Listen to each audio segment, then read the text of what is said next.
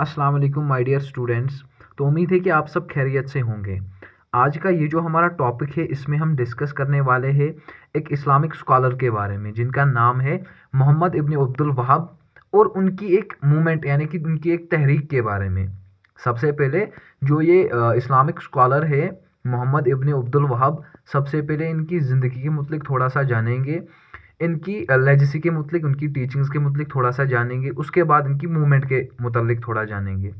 तो सबसे पहले अगर हम देखें कि इनकी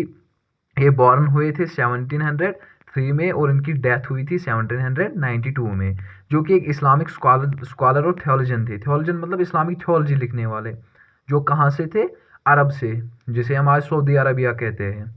इनको ये जो वहाबी नाम है ये इनको इसीलिए दिया गया था क्योंकि इन्होंने वहाबी तहरीक या वहाबी मूवमेंट आप बोलिए, जो इन्होंने वहाबी मूवमेंट वहाबी तहरीक चलाई थी उसकी वजह से इनको ये वहाबी नाम दिया गया, यानी मोहम्मद इब्न अब्दुल वहाब। तो ये वहाब वही से इनका नाम पड़ा, ये वहाबी।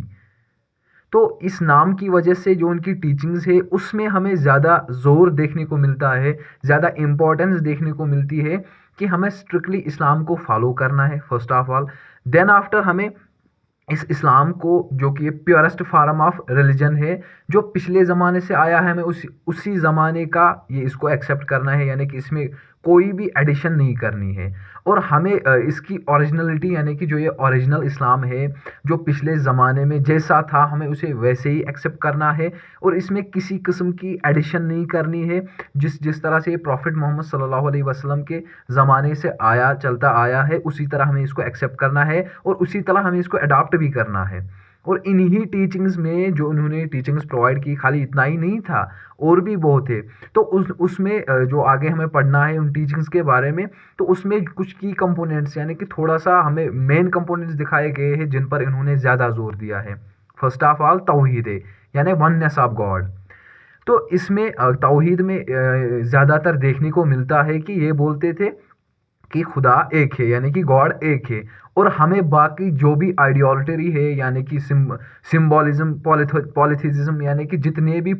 हम बोलेंगे जो पिछले ज़माने में जैसे अरब में किया करते थे पुतलों की इबादत, तो हमें वो सब रिजेक्ट करना है, हमें वननेस ऑफ गॉड मानना है। देन आफ्टर रिजेक्टिंग इनोवेशंस, यानी बिद्दा। बिद्दा means innovation, simply innovation means addition. Addition means simply अगर हम रिलीजियस में कोई चीज़ ऐड करते हैं, इनोवेशन हम बोलते हैं हाँ ये भी इसी रिलीजन में था, लेकिन हमें देखने को मिलता है कि पिछले ज़माने से जब से प्रॉफिट मोहम्मद सल्लल्लाहु अलैहि वसल्लम आए तब से ये पर्टिकुलर चीज़ थी ही नहीं, तो हमें उस चीज़ को रिजेक्ट करना है।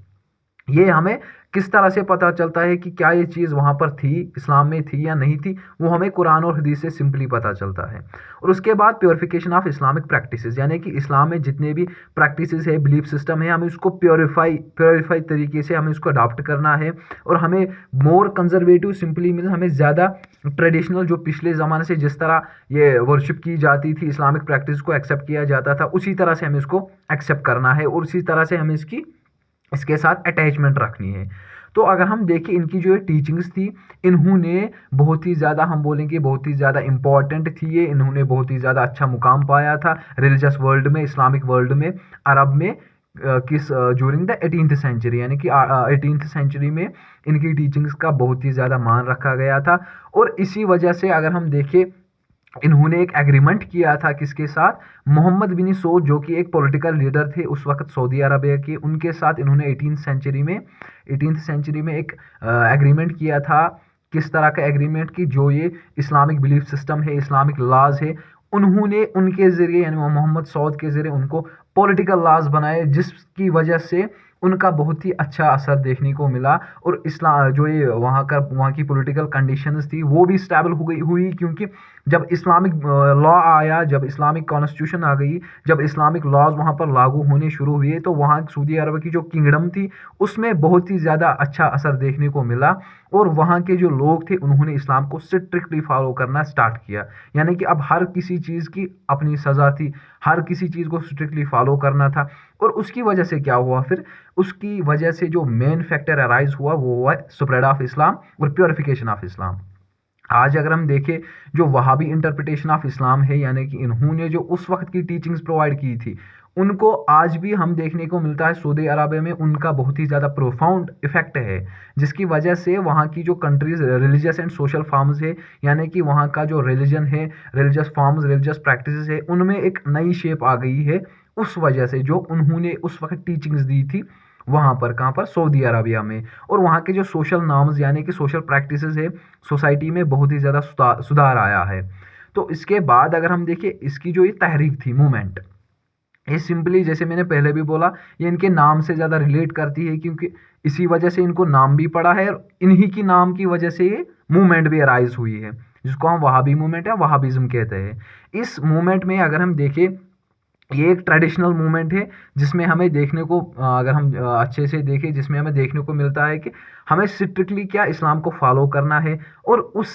जब ये स्ट्रिक्टली इंटरप्रिटेशन ऑफ इस्लाम, यानी कि इस्लाम जैसा है हम उसको वैसे ही फॉलो करना है, ना एडिशन करनी है, ना किसी हम बोलेंगे मोर देन वन गॉड जो होता है, एक से ज़ायद किसी की इबादत नहीं करनी है। उसके जो की प्रिंसिपल्स, यानी कि इस मूवमेंट में हमें क्या देखने को मिला, जैसे हमने इनकी टीचिंग्स में भी यही देखने को मिला था, तौहीद, वननेस ऑफ गॉड, यानी कि हमें इस चीज़ पर भरोसा रखना है, हमें इस चीज़ को एक्सेप्ट करना है वहाबी बिलीफ सिस्टम में कि खुदा एक है, गॉड एक है। और इसमें हमें ज़्यादा जोर देखने को मिलता है कि हमें जितने भी आइडियोलिटरी है, यानी कि जितने भी ये पुतले हैं, जितने भी ये लोग वर्शिप करते हैं किसी चीज़ की, किसी जगह की, किसी कोई भी कोई पेड़ होगा उसकी पूजा करते थे या उसकी इबादत वर्शिप करते थे, तो उस चीज़ को इन्होंने रिजेक्ट किया। और strict adherence to the Quran, strict adherence means हमें कुरान को अच्छे से समझना है, कुरान को अच्छे से, कुरान और हदीस, यानी इन दोनों चीज़ों को हमें हाथ से पकड़ना है, यानी कि इन दोनों चीज़ों पर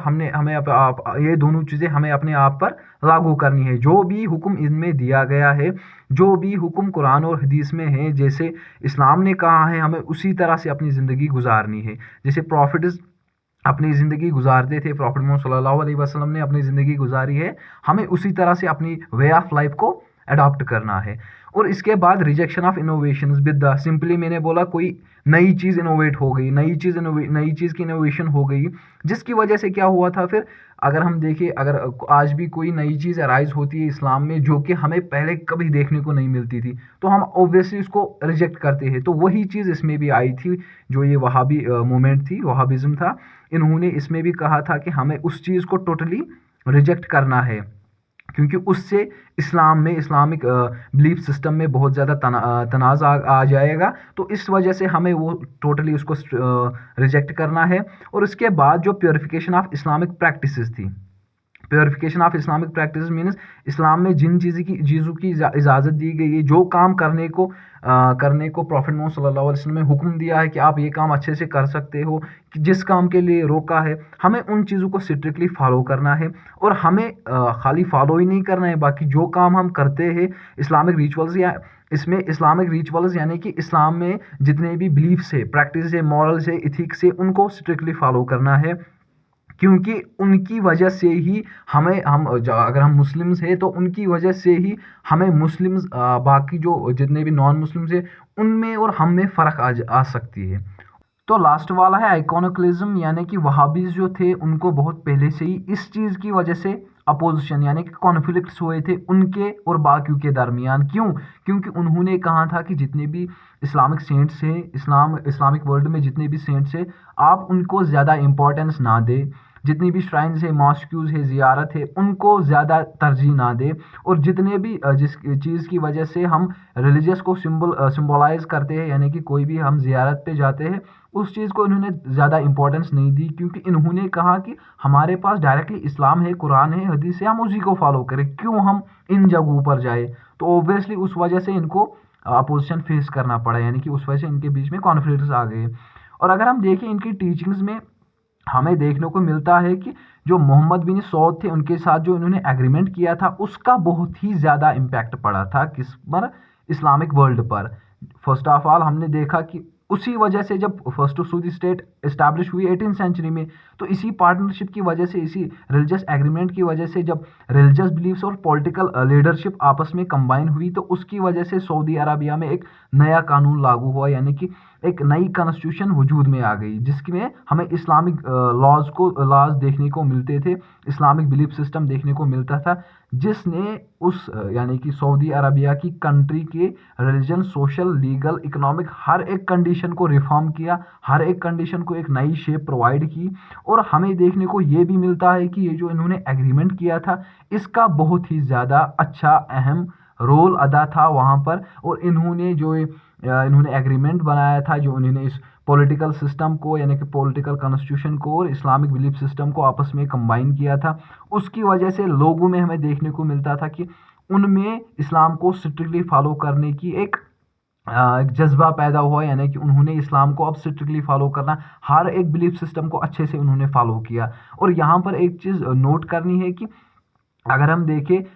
इनको सपोर्ट भी मिला, इनको क्रिटिसाइजेशन भी मिला इस्लामिक वर्ल्ड में, लेकिन इनका बहुत ही अच्छा अहम रोल भी रहा कहाँ पर, सऊदी अरबिया में या इस्लामिक वर्ल्ड में। इनका बहुत ही ज़्यादा अच्छा इम्पैक्ट पड़ा किसमें, इंटरप्रिटेशन ऑफ इस्लाम, यानी कि इस्लाम को एक इंटरप्रेट करने में, यानी कि हर एक को समझाने में, हर एक के पास इन्होंने इस्लाम पहुंचाया और इसको स्प्रेड भी किया country to country, person to person. तो ओवरऑल अगर हम देखिए, ये जो